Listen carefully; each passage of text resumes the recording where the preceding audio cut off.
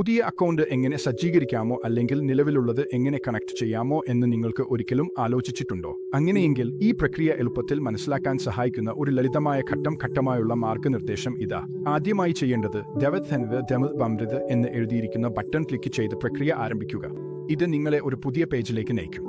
അവിടെ നിങ്ങൾക്ക് ബരതര് എന്ന് എഴുതിയിരിക്കുന്ന ഓപ്ഷൻ കാണാം. അത് ക്ലിക്ക് ചെയ്യുക. അടുത്തതായി ദേവേരോസ് എന്ന് എഴുതിയിരിക്കുന്ന ബട്ടൺ കാണാം. അത് ക്ലിക്ക് ചെയ്യുക.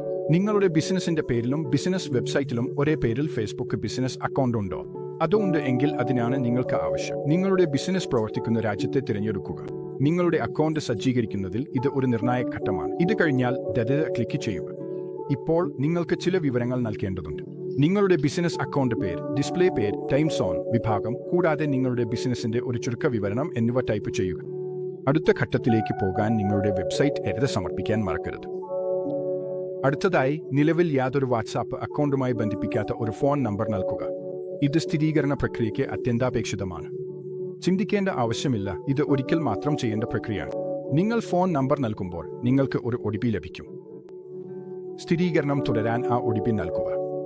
ഇതിനുശേഷം ബരതരെ ക്ലിക്ക് ചെയ്യുക. കുറച്ച് മാത്രം ബാക്കി. ഇപ്പോൾ ബരതരെ ക്ലിക്ക് ചെയ്യുക. നിങ്ങൾ ഒരു പുതിയ പേജിലേക്ക് മാറ്റപ്പെടും. ഇവിടെ ക്ലിക്ക് ചെയ്യുക. ഇപ്പോൾ ബട്ടൺ അമർത്താനുള്ള സമയമാണ്. ഈ പ്രവർത്തനം നിങ്ങളുടെ നമ്പർ സജീവമാക്കും. എന്ന ബാഡ്ജ് കാണാൻ നോക്കൂ. നിങ്ങളുടെ പ്രവർത്തനം വിജയകരമായി പൂർത്തിയായതായി ഈ ബാഡ്ജ് സ്ഥിരീകരിക്കുന്നു. അവസാനമായി ബട്ടൺ അമർത്തുക. ഈ പ്രവർത്തനം വാട്സാപ്പ് ക്ലൗഡ് വഴി സന്ദേശങ്ങൾ അയക്കാനും സ്വീകരിക്കാനും പൂർണ്ണശേഷി തുറക്കുന്നു. ഇതാ, എല്ലാം തയ്യാറായി. നിങ്ങൾ പുതിയ ഒരു അക്കൗണ്ട് വിജയകരമായി സജ്ജമാക്കിയോ നിലവിലുള്ളത് ബന്ധിപ്പിച്ചോ കഴിഞ്ഞു.